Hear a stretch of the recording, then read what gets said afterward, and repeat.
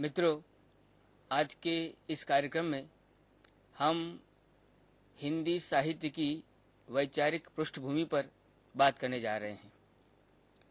मध्यकाल से लेकर आदिकाल, मध्यकाल और आधुनिक काल से आज तक हिंदी में जितना भी साहित्य है, उसके पीछे कोई न कोई विचार या विचारधारा रहती है, या उस विचारधारा को साहित्य में किस रूप में लाया गया है। आज का जो हमारा विषय है वो इस बात पर है। स्टूडियो में हमारे साथ इस विषय पर बात करने के लिए हिंदी भाषा भवन, गुजरात यूनिवर्सिटी के एसोसिएट प्रोफेसर डॉक्टर आलोक गुप्त हमारे साथ पधारे हैं।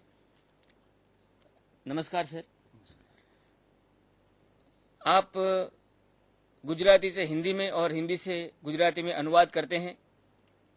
आपने सरस्वती चंद्र के भाग 1 और 4 का अनुवाद किया है। इसके उपरांत उमाशंकर जोशी की कविताएं, पन्नालाल पटेल की कहानियां और उपन्यासों का आपने अनुवाद किया है। आप हिंदी के आलोचक और कवि हैं। आपका स्टूडियो में स्वागत है। सर, जो साहित्य और अलग अलग विचारधाराएं, उनका क्या संबंध है, आप इस पर थोड़ा प्रकाश डालें। हसमुख जी, साहित्य और विचारधारा का संबंध पर अलग अलग मत हैं, लेकिन अधिकतर लोग इसको स्वीकार करते हैं कि साहित्य के पीछे, साहित्य की रचनाशीलता के पीछे कोई न कोई रचनाकार की जीवन दृष्टि होती है, और ये जीवन दृष्टि उन विचारों से पल्लवित और पुष्ट होती है किस तरह से वह उन चीज़ों को देखता है। तो इसी में विचारधारा और साहित्य का संबंध आता है। हिंदी के एक प्रसिद्ध आलोचक डॉक्टर रामविलास शर्मा ने साहित्य के संदर्भ में कहा है कि साहित्य में इंद्रिय बोध, भावबोध और विचार, इन 3 चीजों का समावेश होता है। प्रत्येक रचना में इंद्रिय बोध विशेष रूप से सीधा प्रभावित करता है या सीधा दृश्यमान होता है। भाव को इंगित करते हैं, लेकिन इन दोनों चीजों को अनुशासित करना या एक क्रम में जोड़ने का काम वह विचार करता है, जो रचनाकार की संवेदनाओं को संचालित करता है। तो विचारधारा, अब चाहे वो विभिन्न समय में हमारा हिंदी साहित्य मध्यकाल से लेकर और आज तक किन्हीं न किन्हीं विचारों, विचार दृष्टियों और विचारधाराओं से प्रभावित है, तो इस तरह से अलग अलग समय में अलग अलग विचारधाराएं या संप्रदाय या धर्म आंदोलन साहित्य को प्रभावित करते रहे हैं। इसलिए ये संबंध निरंतर है, और उसके बारे में आगे जब हम बात करेंगे तो ये अपने आप अमुक चीजें स्पष्ट हो जाएंगी। जी सर, अब जैसे आपने विविध धर्मांदोलनों की बात कही है, तो हमारे सामने मध्यकाल उभरता है, और मध्यकाल में ये विविध धर्मांदोलन आए, विविध भक्ति पद्धतियां, विविध भक्ति साधनाएं आई। तो इन साधनाओं में खास तौर से जो वैष्णव संप्रदाय है या वैष्णव साधना पद्धतियां हैं, उसने भारतीय समाज को पूरी तरह आंदोलित कर दिया। तो आप ये बताने की कृपा करें कि इन आंदोलनों ने भारतीय साहित्य को कैसे प्रभावित किया है और भारतीय जनजीवन को कैसे प्रभावित किया है। देखिए, इन धर्म साधनाओं और धर्मांदोलनों की एक पृष्ठभूमि है। हम जानते हैं कि बौद्ध धर्म का जब प्रचार प्रसार बढ़ गया, तो शंकराचार्य ने पूरे समाज को फिर से संयोजित करते हुए एक सूत्र दिया, ब्रह्म सत्यम जगत मिथ्या। उनके इस दर्शन को अद्वैतवाद के नाम से जाना जाता है। ये इसने भारत को एक सूत्र में तो बांधा, लेकिन जिसको जगत मिथ्या वाला प्रश्न था वो एक तरह से संयमित होने लगा। और इसका एक दूसरे तरह के विरोध में वैष्णव संप्रदाय खड़े हुए, जिनमें विशेष रूप से अगर हम नाम लेना चाहें तो रामानुजाचार्य का है, जिन्होंने अद्वैतवाद के विरोध में विशिष्टाद्वैतवाद का सिद्धांत प्रतिपादित किया। विष्णु के अवतार राम पुरुषोत्तम भी हैं और ब्रह्म भी हैं। इसी के साथ मध्वाचार्य, जिनकी शिष्य परंपरा में आचार्य वल्लभाचार्य आते हैं, जिनसे कृष्ण काव्य या कृष्ण भक्ति धारा पल्लवित पुष्टित हुई।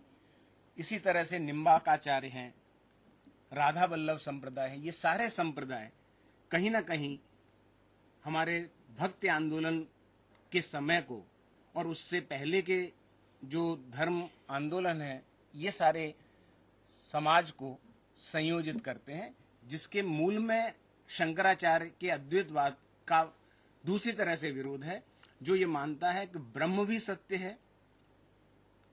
ये सारे आंदोलन मानते हैं ब्रह्म भी सत्य है और जगत भी सत्य है। ब्रह्म ने अपनी लीला के लिए ये जगत बनाया, तो जगत का, संसार का, जिसमें मनुष्य है, उसका महत्व दर्शाने के लिए ये धर्म आंदोलन अलग अलग तरह से कार्य करते हैं। अब इनका, मैंने जैसे बताया, इनके अलग अलग धर्मांदोलन की थोड़ी सी विशिष्टताएं हैं, उस पर न जाते हुए हम हिंदी साहित्य में इन धर्मांदोलनों का कैसे महत्व प्रतिपादित होता है या किस तरह से ये हिंदी साहित्य को प्रभावित करते हैं, उसकी हम थोड़ी सी झलक या थोड़ी सी बात कर लेते हैं। सबसे पहले कबीर लेते हैं, जो निर्गुण ब्रह्म के उपासक या निर्गुण काव्य धारा के उन्नायक माने जाते हैं। उनकी परंपरा सिद्धनाथ संप्रदाय से जुड़ती है, जो शास्त्र का विरोध करते हैं। अब आप देखिए, शास्त्र सम्मत जो चीजें थी, भक्ति आंदोलन वास्तव में शास्त्र के विरोध में लोक आंदोलन के रूप में आया। और कबीर जब ये कहते हैं, पोथी पढ़े पढ़े जग मुआ, पंडित भया न कोई, 2.5 अक्षर प्रेम का, पंडित पढ़े सो पंडित होए। अब आप देखिए, पोथी पढ़े पढ़े यानी शास्त्र का ज्ञान, उन्होंने शास्त्र का विरोध किया। और जिसको कहते हैं निर्गुण ब्रह्म, यानी अलग अलग रूप भगवान के प्रचलित हैं। दुई जगदीश कहाँ ते आए, तू कौन है भरमाया रे, अल्लाह राम रहीमा केशव, हजरत नाम धराया रे। इस तरह से कबीर में जो चीजें आती हैं, जो कविता आती है, वो कहीं ना कहीं इस निर्गुण ब्रह्म के उपासना और विविध धर्म साधनाओं के विरोध में, यानी वैष्णव धर्म के विरोध में ब्रह्म जो है उसकी सत्ता को, निर्गुण ब्रह्म की सत्ता को प्रतिष्ठित करती है। दूसरी तरफ आप देखेंगे तो सूरदास हैं, वल्लभाचार्य से दीक्षा ली और कृष्ण जी लीलाओं का वर्णन किया। लेकिन उस समय, जो मैंने अभी कबीर के समय, उस समय का समाज में निर्गुण धर्म साधना और सगुण साधना, इन दोनों का टकराहट थी। इसलिए आप देखेंगे कि श्रीमद् भागवत का आधार लेकर जो सूरसागर लिखा गया, उसमें ये सारी चीजें बड़ी विचित्रता से आती है। गोपियां जिस तरह से उद्धव का विरोध करती हैं, उनके उस अद्वैतवाद का यानी निर्गुण ब्रह्म का विरोध करती हैं, वो कहीं ना कहीं उस परिवेश की देन है, जिसमें वो कहते हैं कि निर्गुण कौन देश को वासी, या उर्मे माखन चोर गड़े, अब कैसे उन निकसत नहीं उधो, आड़े हुए जो अड़े। ये सारे आप इन कविताओं को देखेंगे तो इनके पीछे जो विचार है वो कहीं ना कहीं उस धर्म से है। इसी तरह एक और चीज आप देखेंगे, राम का काव्य के पीछे तुलसीदास, रामानुजाचार्य के शिष्य रामानंद के द्वारा, यानी हिंदी साहित्य या हिंदी जगत को जिन दो आचार्यों ने बहुत रूप से प्रभावित किया, उनमें रामानंद और वल्लभाचार्य आते हैं। तुलसीदास राम को आराध्य मानते हैं, और आप देखिए उस समय की बात भक्ति केंद्र में है, समर्पण केंद्र में है। वो कहते हैं, कवि न हो नहीं चतुर कहाबू, मत अनुसार राम गुण गाऊं, यानी अपने को कवि नहीं कहते बल्कि वो है अपने को भक्त कहते हैं। तो ये जो जितने धर्मांदोलन है, लेकिन उसके बाद आप ये भी जानते हैं कि रीतिकाल आया, उसमें फिर से जिसको हम नायका भेद्या सामंतीय व्यवस्था के संदर्भ में आया, वो उसके पीछे भी एक संदर्भ है, लेकिन यहाँ इसकी अभी चर्चा हमें नहीं करेंगे, हम आगे देखेंगे। जी सर, जैसे मध्यकालीन साहित्य पर हमने बात की, तो एक भावबोध होता है और हिंदी साहित्य में दो शब्द चलते हैं, मध्यकालीन भावबोध और आधुनिक भावबोध। तो इन दो शब्दों में क्या अंतर है और ये दो भावबोध क्या दर्शाते हैं साहित्य में? देखिए, हिंदी साहित्य में मध्यकालीन बोध और आधुनिक बोध, ये दो शब्द प्रचलित हैं। मध्यकालीन साहित्य को अगर आप देखते हैं तो उसके केंद्र में अलौकिक सत्ता में विश्वास, चाहे वो सगुण हो या निर्गुण हो, समर्पण, भक्ति और नियति, हुई है वही जो राम रच राखा, एक भरोसो एक बल एक आस विश्वास, एक ग्राम घनश्याम बिन चातक तुलसीदास। ये जो आस्था और विश्वास है, एक अलौकिक सत्ता के प्रति समर्पण है, श्रद्धा है, ये मध्यकालीन साहित्य के केंद्र में है। ये सारी चीजें मध्यकालीन बोध के रूप में हम देखेंगे। लेकिन आधुनिक काल, इसको आप अलग तरह से विश्लेषित कर सकते हैं, उसमें औद्योगिक विकास भी ला सकते हैं, जो विचार क्रांतियां हुई हैं वो भी उसमें आ सकती हैं। इनसे एक चीज स्पष्ट हुई कि तार्किकता, क्रमबद्धता, वैज्ञानिक दृष्टि और मनुष्य की प्रतिष्ठा, जो कुछ हो रहा है उसके पीछे कोई ना कोई कारण है। ये जो कारण परिणाम की चीज है और मनुष्य नियंता है, एक अलौकिक सत्ता की जगह मनुष्य साहित्य के केंद्र में आया, ये आधुनिक बोध की बहुत बड़ी पहचान है। तो इस तरह से अगर हम साहित्य को देखेंगे तो मध्यकाल और आधुनिक काल के अंतर को हम समझ सकेंगे। जी सर, अब मध्यकालीन बोध जो है उसका एक लंबा स्पान है हमारे सामने, एक लंबे समय तक, यानी आज तक वो हमारे बीच है। आधुनिक बोध में एक वैज्ञानिक दृष्टिकोण और जो आधुनिक संशोधन हुए, अनुसंधान हुए, उसका प्रभाव हमारे जीवन पर और साहित्य पर भी पड़ा है। तो साहित्य में और खास तौर से आधुनिक काल में जब हम आते हैं तो हमारे सामने दो तीन शब्द और उभरते हैं। उसमें एक पुनर्जागरण है, पुनरुत्थान है, और एक तीसरा शब्द ये लोक जागरण है। तो इन तीनों शब्दों का साहित्य में विशेष महत्व है। आप थोड़ा इन पर भी कहें। हसमुख जी, हिंदी में ये तीनों शब्द वैसे तो एक अर्थ में प्रयुक्त होते हैं, पुनर्जागरण या नवजागरण, पुनरुत्थान और लोक जागरण, लेकिन वास्तव में इन शब्दों में थोड़ा सा अंतर है। पुनर्जागरण या नवजागरण अंग्रेजी के रेनेसा का हिंदी पर्याय है। पुनरुत्थान इसके साथ ही जुड़ी हुई चीज है।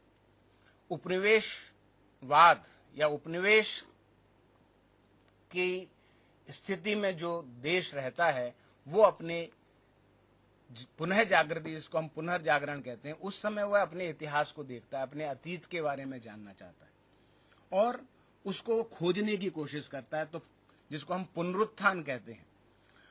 अब इसका राजनीतिक और ऐतिहासिक कारण है, अंग्रेज भारत पर शासन करते रहे, उन्होंने जिन सुविधाओं को दिया, शिक्षा, यातायात वगैरह के जो चीजें उपलब्ध कराई, नई शिक्षा पद्धति, इससे जो भारत का मध्य वर्ग है वो शिक्षित हुआ और वह उसके बारे में, अपने अतीत के बारे में, हम मैथिलीशरण गुप्त की पंक्ति आपको याद होगी, हम कौन थे, क्या हो गए, क्या होंगे अभी, आओ विचारें मिलकर ये संभावना सही। यानी फिर से हम अपने बारे में जागृत हुए। तो ये पुनर्जागरण या नव जागरण का दौर था। हम अब तक उसके बारे में ज्यादा सचेत नहीं थे।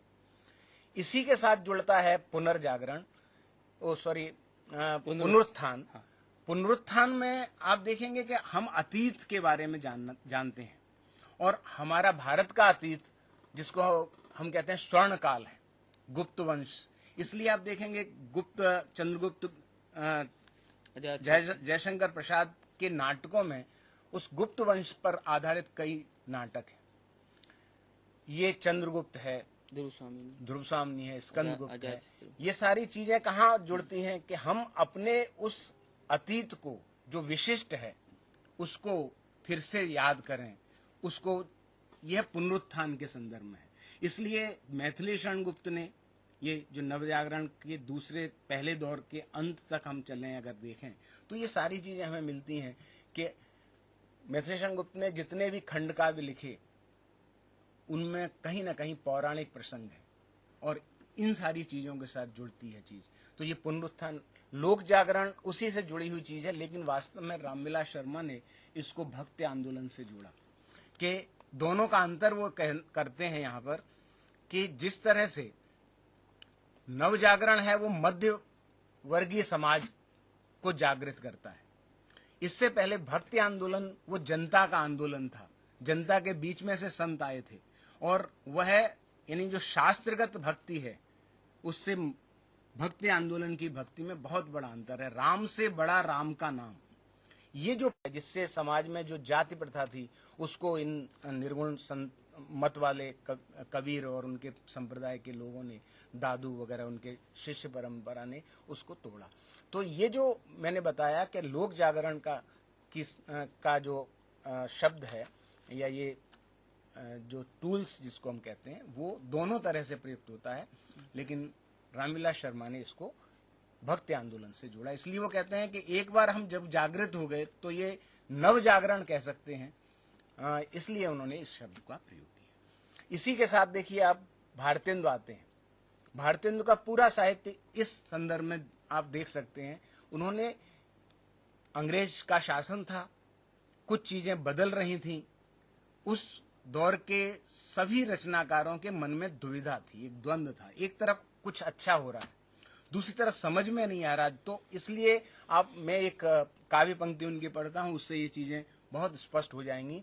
अंग्रेज राज सुख साज सजे सब भारी, पे धन विदेश चली जात यह अतुखारी। एक तरफ राष्ट्रीय चेतना भी है, देश का धन जा रहा है, और दूसरी तरफ अंग्रेजों के कारण समाज व्यवस्था में कुछ परिवर्तन आया है। ये सारी चीजें उस नव जागरण के साथ जुड़ती हैं, और इसी की फलश्रुति आप नवजागरण का दूसरा दौर देखेंगे, राष्ट्रीय चेतना भी उसमें आती है।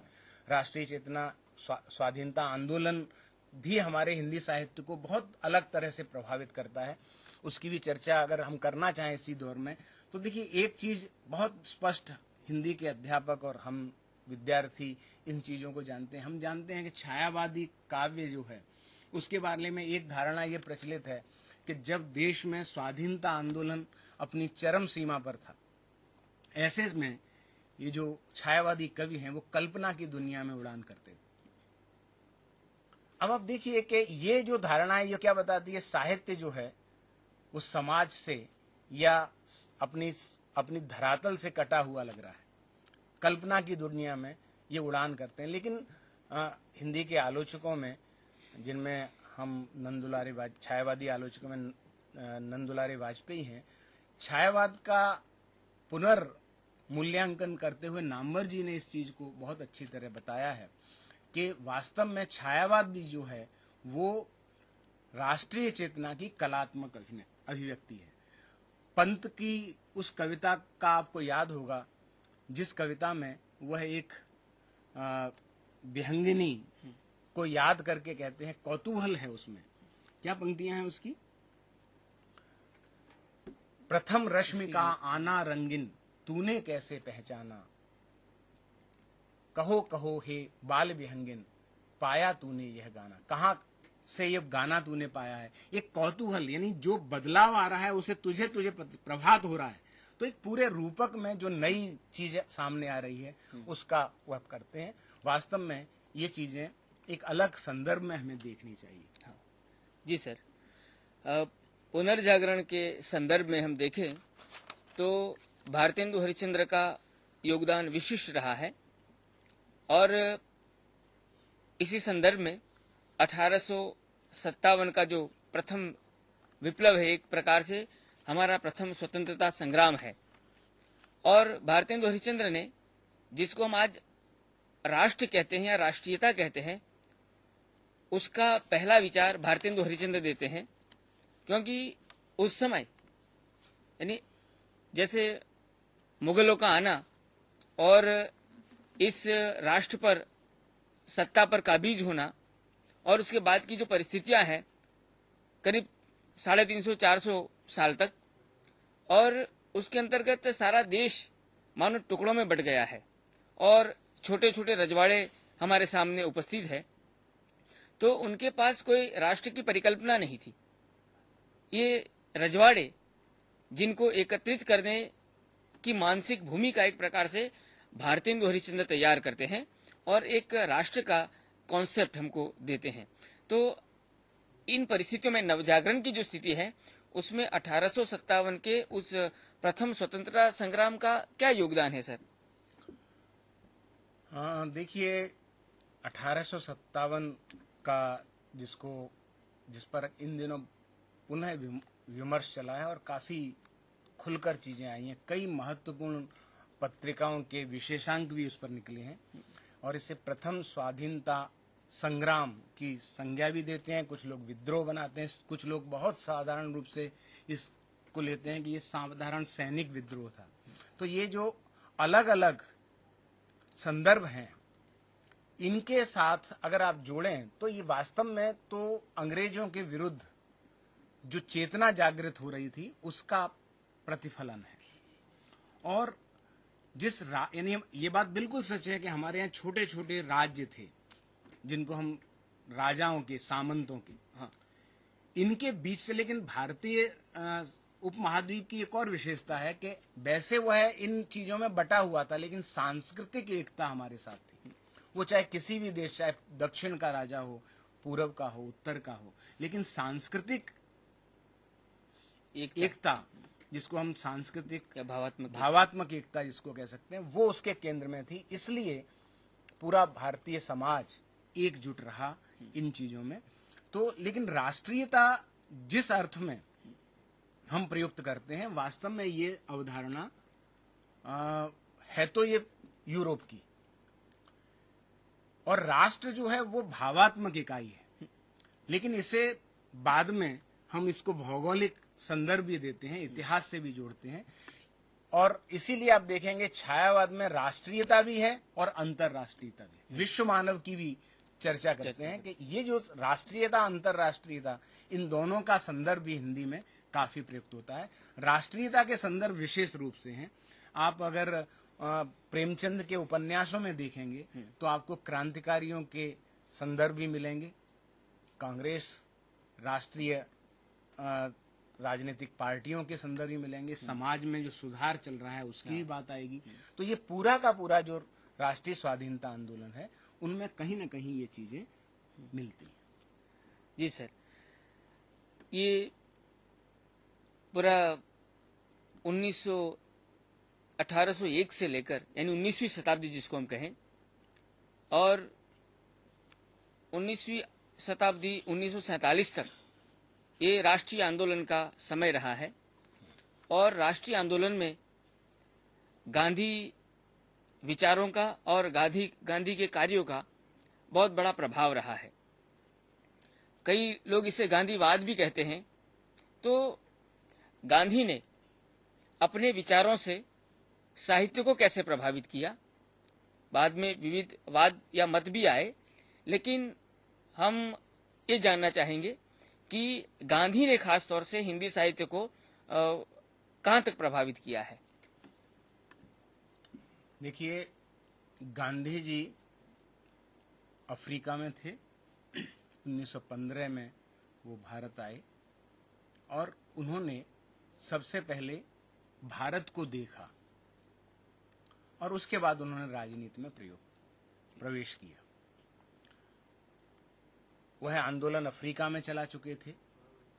गांधी विचार की जो विशिष्टताएं हैं वो पहले हमें ध्यान में रखनी पड़ेगी, तब हम गांधी दर्शन को और गांधी जी के प्रभाव को समझ सकेंगे। गांधी जी ने कोई विशेष उनका दर्शन के रूप में उन चीजों को नहीं लेते थे, वह अपनी परंपरा से उन चीजों को लेते हैं। जैसे सत्य और अहिंसा, ये दोनों चीजें हमारे भारतीय समाज में और भारतीय संस्कृति के केंद्र में है। उन्होंने इसको यहाँ पर प्रस्तुत किया और एक नया शब्द दिया, सत्याग्रह। सत्य, अहिंसा, सत्याग्रह, साधन और साध्य की एकता, ब्रह्मचर्य, आत्मनिर्भर ग्राम स्वराज्य, ये उनके विचारों के केंद्र में चीजें हैं। अब आप देखिए, सत्य के लिए आग्रह, वो सत्य ही यानी ईश्वर का ही पर्याय मानते थे, और जब वो कहते थे कि सत्य के लिए आग्रह करना है, सत्याग्रह का जो नया शब्द दिया उसमें वो कहते थे कि अहिंसा के माध्यम से रास्ता अहिंसा का ही होगा। और ये हम सब लोग इस चीज को जानते हैं कि इतनी बड़ी सत्ता के सामने इस सत्याग्रह के माध्यम से जो परिवर्तन, यानी हम अपने ढंग से देखें तो लोक जागरण अगर आधुनिक काल में किसी विशिष्ट राजनेता कर पाया तो वो गांधी जी। तो ये सत्याग्रह जो है, इसके माध्यम से उन्होंने आत्मबल दिया, तो उन्होंने अंदर से भारतवासियों को जागृत किया और उन्होंने कहा अगर तुम सत्य के पक्ष में तो निडर हो, डरने की कोई जरूरत नहीं। इसीलिए आप देखिए, बड़े से बड़े सत्याग्रह में उनके कार्यकर्ता जाते थे, पिटते थे, लेकिन हिंसा का सहारा नहीं लेते थे। इससे दोनों तरह से परिवर्तन हुआ। हम इसी के साथ जो विशिष्टता है गांधी दर्शन की या गांधी विचार की, कि उन्होंने साधन और साध्य की शुद्धता पर बहुत जोर दिया कि हमारा लक्ष्य साध्य जो है वो अच्छा हो सकता है, लेकिन अगर उसके लिए साधन हमने किसी भी तरह का प्रयोग किया तो उसके परिणाम ज्यादा अच्छे नहीं आएंगे। इसकी पक्ष विपक्ष में बहुत सी चर्चा है, लेकिन गांधी जी का ये विचार भी ध्यान देने योग्य है। इसी के साथ जो विशिष्ट रूप से जिसको आज भी हम प्रासंगिकता के विकेंद्रीकरण और आत्मनिर्भर ग्राम स्वराज्य, ये उनकी परिकल्पना थी। और ये भारतीय समाज का जो हम अध्ययन करेंगे तो कहीं ना कहीं ये चीजें हमारे सामने आती हैं। विकेंद्रीकरण, आज देखिए ग्लोबलाइजेशन का समय है, उसमें अगर इसके विरोध में अगर कोई चीज की चर्चा हो सकती है तो गांधी जी के इस विकेंद्रीकरण और लघु उद्योग, एक तरफ महाकाय बड़ी बड़ी कंपनियां, उनके सामने कुटीर उद्योग, ये कैसे समाज को बचाया जाए, ये सारी चीजें आज फिर से बहस के मुद्दे हैं। ये सारी चीजें गांधी जी के विचारों में थी और हिंदी ही नहीं, पूरे भारतीय साहित्य में गांधी जी का विचार, गांधी जी की मान्यताएं, गांधी जी का व्यक्तित्व प्रभावित करता है। मैं आपको इस संदर्भ में बताना चाहूं तो दो प्रेमचंद के उपन्यास, एक रंगभूमि और दूसरा प्रेमाश्रम, ये दोनों में गांधी जी के विचारों का सीधा सीधा प्रतिफलन है। सूरदास, अब देखिए कैसे उसमें आत्मबल आता है। सूरदास भीख मांगता है, उसकी थोड़ी सी जमीन है जिस पर कारखाना बनाने के लिए वो लोग आते हैं। वैसे वह उनसे घिघिया रहा है, भीख मांग रहा है, लेकिन जैसे ही उसे पता चलता है कि ये जमीन लेना चाहते हैं वो रुक जाता है। उसकी जमीन तो छिन जाती है, लेकिन वह निरंतर उसके लिए संघर्ष करता है और उसी में वो शहीद हो जाता है। ये कितनी बड़ी ताकत थी एक आदमी साधारण, इसके पीछे जैसे गांधी जी का जो आत्मबल है ये सामने आता है। प्रेमचंद की कहानियों में जैसे विदेशी वस्त्रों का त्याग, कई कहानियों का ये विषय है कि पत्नी के पास अच्छे, जो पति है वो सरकारी अधिकारी है, पत्नी के पास विदेशी वस्त्र हैं, वो निर्द्वंद होकर ले जाती है। उन दोनों में आपस में भी संबंधों में तकरार होती है। तो कैसे ये विचार साहित्य को प्रभावित करते हैं, इस तरफ अगर हम देखेंगे तो हमारे सामने बहुत सी चीजें आएंगी। जी सर, मैं थोड़ा इसमें जोड़ना चाहूँगा कि जैसे प्रेमचंद ने कर्मभूमि उपन्यास तो मानो गांधी जी को केंद्र में रखकर ही लिखा है। रंगभूमि, हाँ हाँ हाँ, कर्मभूमि। और कर्मभूमि में अमरकांत कहता है कि चरखा चलाना आत्मशुद्धि का साधन है। बिल्कुल। और जैसे उनके जो सर्वोदय या रचनात्मक जो कार्य थे उन्हीं को कर्मभूमि में लिया गया है। तो खद्दर बुनना, खद्दर के कपड़े पहनना या गांवों में जाना, गांव की स्थितियों का निरीक्षण करना और उनके उद्धार के लिए प्रयत्नशील रहना, ये अमरकांत का जो पूरा चरित्र है ये गांधी के विचारों से प्रभावित है या गांधी के विचारों को लेकर ही चलता है, ये यहाँ पर स्पष्ट है। ये बात बिल्कुल सही है। हाँ जी सर। कि अमरकांत का चरित्र, अच्छा आपने याद दिलाया। गांधी जी ने जिस खादी की बात की, हाँ, इसके पीछे ये भावना है कि देखिए खादी जो है वो राष्ट्र प्रेम का प्रतीक बना दिया। और ये पूरी की पूरी चीज आप देखिए उस समय के और जो आज पुरानी जो पीढ़ी है, हाँ, वो खादी पहनती है, यानी खादी जैसे वो राष्ट्र प्रेम का प्रतीक है। ये गांधी जी के कारण हुआ। और ये भारतीय समाज में, हाँ, जहाँ इतनी गर्म जलवायु है, उसमें खादी पहनना यानी कॉटन, सूती वस्त्रों का पहनना कितना जरूरी है, ये दूसरी तरह से उन्होंने प्रतिष्ठापित किया, लेकिन उसको राष्ट्र प्रेम के प्रतीक के रूप में। जैसे भारतेंदु हरिश्चंद्र ने जो चिंता व्यक्त की थी कि भाई यहाँ पर सब सुख तो है लेकिन सबसे बड़ा दुख है कि हमारा जो धन है वो विदेश में चला जाता है। शायद गांधी जी के इस उपक्रम से, खादी के उपक्रम से इतना तो हुआ कि एक स्वदेशी आंदोलन सा छिड़ गया और विदेशी वस्त्रों का विरोध होने लगा। कम से कम ये मानकर कि जितनी संपत्ति हमारे देश में रहे और उसी से देश का विकास हो, ये एक अवधारणा गांधी जी की रही थी। और रचनात्मक जो कार्यक्रम थे उनके पीछे उनका ये आशय था कि हम स्वदेशी चीजों का आग्रह रखें, स्वदेशी चीजों को हम अपनाएं। तो एक उदार मतवाद जो है ये प्रेमचंद में गांधी के कारण यहाँ पर देखा गया है। सर, इसके साथ ही साथ हिंदी साहित्य में एक वाद की चर्चा है और वह अस्तित्ववाद। सार्त्र है, किर्केगार्ड है या अल्बेर कामू है। तो ये तीनों के विचार कुछ अलग है लेकिन इन तीनों को हम अस्तित्ववाद के अंतर्गत ही मानते हैं। तो ये अस्तित्ववाद क्या विचार क्या है और हमारे साहित्य में उसका विनियोग कैसे हुआ है, आप जरा इस पर बताएं। देखिए, अस्तित्ववाद पश्चिम से हमारे यहाँ आया। जी सर। और ये अगर इसको एक वाक्य में कहें तो ये व्यक्ति को प्रधानता देता है। इसका विशेष रूप से पश्चिम में भी जो एकदम प्रसार हुआ उसके पीछे है द्वितीय विश्व युद्ध। ये जो दो विश्व युद्ध विश्व की जनता ने देखे, उसने एक बहुत बड़ा प्रश्न हमारे सामने खड़ा किया कि आखिर इस मनुष्य का क्या अस्तित्व है, क्या उसका क्या इस तरह से युद्ध में खत्म होने के लिए ये मानव समाज मानव बना है। और इस पर चिंतन शुरू हुआ।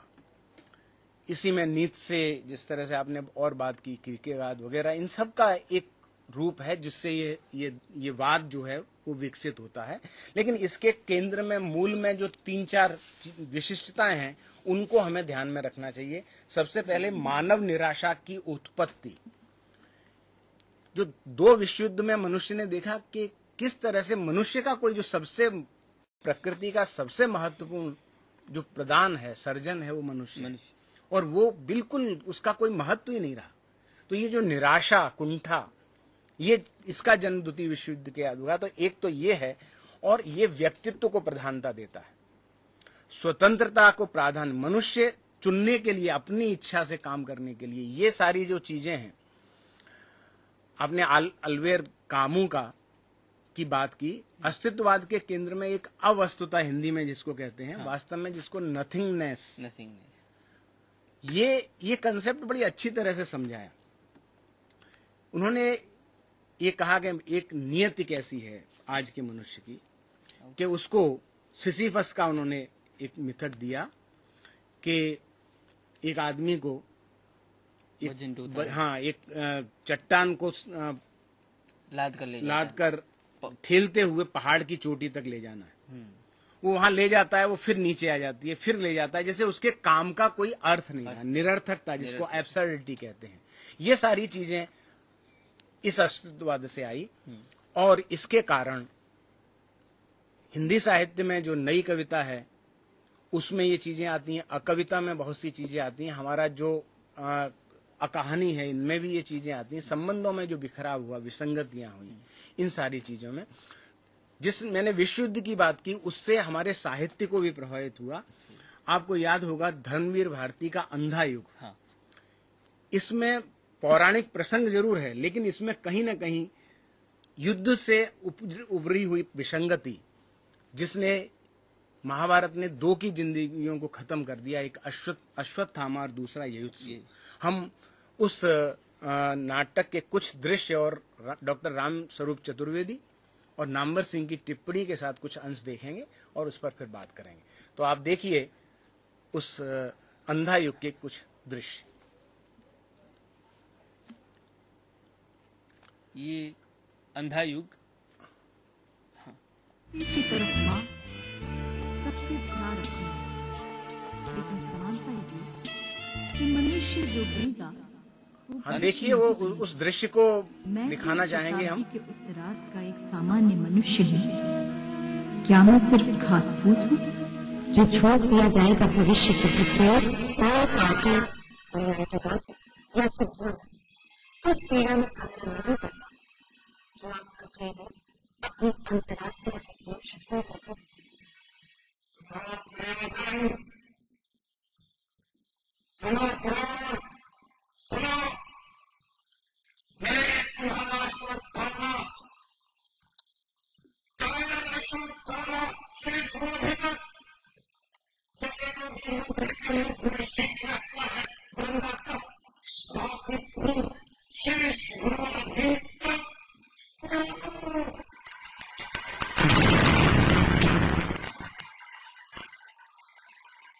युग को एक प्रकार से जिसे हम कहते हैं कंटेम्परेरी क्लासिक, तो जीवन काल में ही क्लासिक हो जाए रचना, ऐसा बड़ा ग्रंथ जो रचना कठिन है, जीवन मूल्यों को लेकर चलने वाली है, घोषित रूप से जीवन मूल्यों को लेकर चलती है, मर्यादा सत्य इन प्रश्नों को लेकर जो उठा रही है, वो रचना दृश्य काव्य के रूप में सफल हो, ये भी अपने में एक विलक्षण है। धर्म जिधर होगा मौत उधर जाएगा वीर।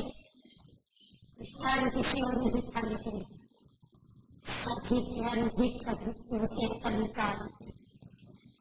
जिसको तुम कहते हो प्रभु, उसने जब चाहा मर्यादा को अपने ही हित में बदल लिया। वंचक है। धर्मराज होकर वे बोले नर या कुंजर, मानव को पशु से उन्होंने पृथक नहीं किया।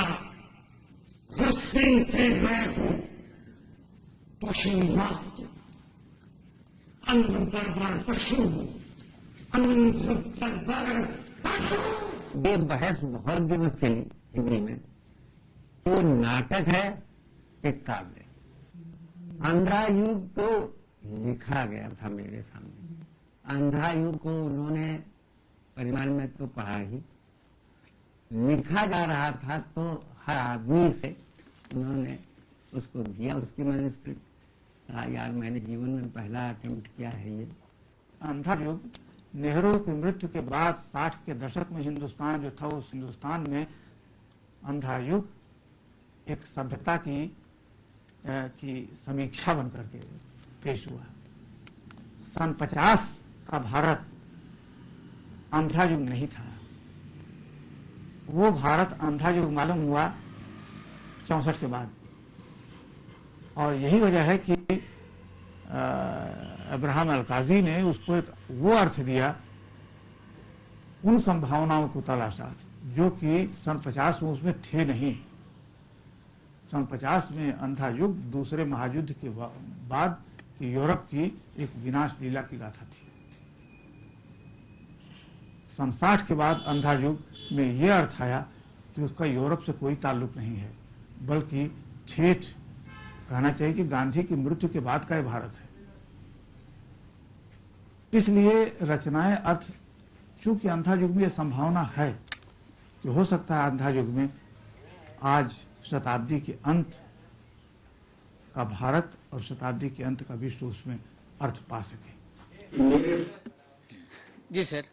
देखिए, इसमें दो चीजें सामने स्पष्ट हुई। एक तो नामवर जी ने जिस तरह से कहा कि युद्ध की विभीषिका का वर्णन और बाद का अंधा युग, ये दोनों चीजें आती हैं। तो इस तरह से आप देखिए, एक रचना जो बड़ी रचना होती है वो अपने समय, जैसे अलग अलग समय में अलग अलग अर्थ देती है, और उसका उदाहरण अंधा युग है। जी सर। अब इन विशिष्ट मत या वादों की बात चली है, तो मार्क्सवाद का काफी प्रभाव या उस विचारधारा का काफी प्रभाव हिंदी साहित्य पर देखा गया है। तो आप मार्क्सवाद पर टिप्पणी करें, वाद क्या है और उस विचार ने या उस विचारधारा ने साहित्य को कैसे प्रभावित किया है, उस पर आप थोड़ा बताएं। हसमुख जी, मार्क्सवाद ने हिंदी साहित्य को सबसे अधिक प्रभावित किया है। जी। आप प्रगतिवाद को जानते हैं। प्रगतिवादी काव्य हमारा जितना है या प्रगतिवादी साहित्य, उसके केंद्र में मार्क्सवादी दर्शन है। अब मार्क्सवाद क्या है? सबसे पहली बात ये है, उसके बारे में कई गलत अवधारणाएं भी हैं। मार्क्स ने मार्क्सवाद को एक रूप दिया, लेकिन उसकी उन्होंने जो भी चीजें सामने लाए, उन्होंने हेगल का द्वंद्ववाद लिया, भौतिकवाद अलग फायरवाक से लिया और उसे एक संदर्भ में दिया। अब मार्क्सवाद के जो तात्विक रूप हैं, उन्होंने एक ये कहा कि चेतना जो है वो पहले से नहीं, वो सामाजिक स्थितियों, यथार्थ, पदार्थ के बाद चेतना बनती है कि ये चीज है। अब द्वंद्वात्मक भौतिकवाद, इसके 5 जो मुख्य मुद्दे हैं उनको आप देखें। द्वंद्वात्मक भौतिकवाद, ऐतिहासिक भौतिकवाद, वर्ग संघर्ष का सिद्धांत, सर्वहारा का अधिनायकत्व और सामाजिक क्रांति का सिद्धांत। इनमें ये जो पहले हैं वो बहुत महत्वपूर्ण है। एक द्वंद्वात्मक भौतिकवाद, जिसमें उन्होंने कहा कि सभी वस्तुओं में परस्पर विरोधी पहलू होते हैं, वो आपस से टकराते हैं और उनसे एक नई चीज बनती है। इसी के साथ परिमाणात्मक परिवर्तन, यानी परिवर्तन निरंतर हो रहा है, हर चीज में हो रहा है, उससे गुणात्मक परिवर्तन होता है। इसके लिए उन्होंने बहुत अच्छा उदाहरण दिया मुर्गी के अंडे का। मुर्गी जब अंडा देती है तो वो उसको सेती है। पहले दिन आप उसको तोड़ेंगे तो एक उसमें जिस तरह का तरल पदार्थ नहीं मिलेगा, लेकिन निरंतर वो उसको सेती जाती है, ऊपर से उस अंडे में कोई अंतर नहीं आता। लेकिन अंत में एक दिन उस अंडे के ऊपर की छिलके को तोड़कर उसमें से चूजा निकलता है। इसको गुणात्मक परिवर्तन कहते हैं। कि इसी तरह समाज में जो क्रांतियां होती हैं, परिवर्तन होते हैं, वो सीधी नजर नहीं आते, लेकिन वो निरंतर उनकी भूमिका होती है। तीसरा जो वर्ग संघर्ष का सिद्धांत, ये बहुत महत्वपूर्ण है। हमारा पूरा समाज वर्ग में बटा हुआ है, एक की संवेदनाएं दूसरे से अलग होती हैं। इसलिए मैं इसको अगर आपको बात करना चाहूं विद्यार्थियों से, तो आप देखिए जैसे बरसात है, हम अपने अपने घर में बैठकर बाहर जो बरसात हो रही है उसका आनंद ले रहे हैं, और हम कहते हैं कितनी वर्षा है, कितना सुहाना समय है। लेकिन एक झोंपड़ी में रहने वाला व्यक्ति, जिसके यहाँ पानी टपक रहा है, उससे अगर आप ये कहेंगे कितना सुहाना दृश्य है, तो शायद वो है उसकी संवेदना के साथ जुड़ता नहीं है। तो ये जो संदर्भ है, ये हमारे ये मार्क्सवाद दिखाता है कि रचना में ऐतिहासिक महत्व, ऐतिहासिक पृष्ठभूमि, रचनाकार का व्यक्तित्व, उसकी परिस्थितियां, यानी सापेक्ष साहित्य को देखना पड़ेगा, तभी उसको चीजों को हमारे सामने आना होगा। यहाँ पे पूरा कर रहे हैं। जी सर, आप इस विषय को लेकर ये जो चर्चा हुई है, और मैं मानता हूँ कि विद्यार्थियों को इससे काफ़ी लाभ होगा। बहुत सी चीज़ें हैं, जैसे अंतर्विद्या परक जो अध्ययन है, वो मुद्दा हमारा इसलिए छूट रहा है कि हमारे पास समय नहीं है। लेकिन पूरी चीज़ों को हम देखें तो विचारधाराओं ने साहित्य को प्रभावित किया है और विचारधारा साहित्य में अपना विविध रूप लेकर हमारे सामने आई है। यहाँ हम इस कार्यक्रम को पूरा करते हैं। धन्यवाद। धन्यवाद।